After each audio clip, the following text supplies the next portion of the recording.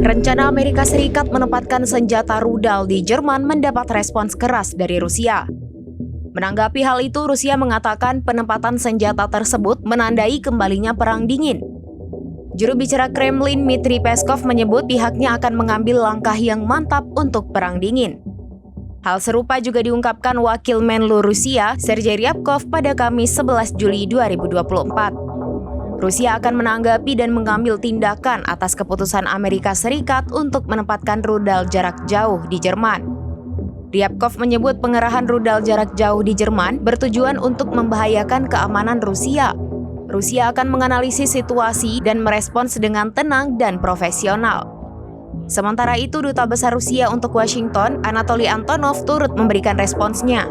Ia mengatakan pengerahan rudal jarak menengah dan pendek di Jerman merupakan ancaman langsung terhadap keamanan internasional, bahkan meningkatkan resiko perlombaan senjata rudal.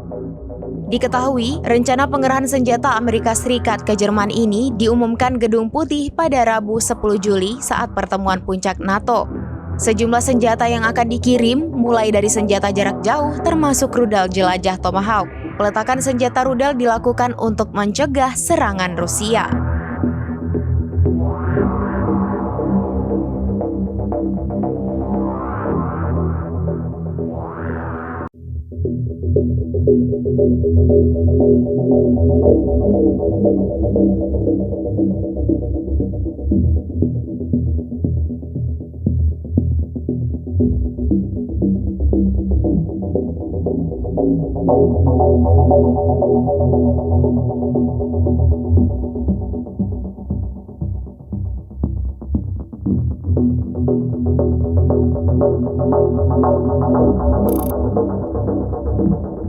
Download Tribun X sekarang, menghadirkan lokal menjadi Indonesia.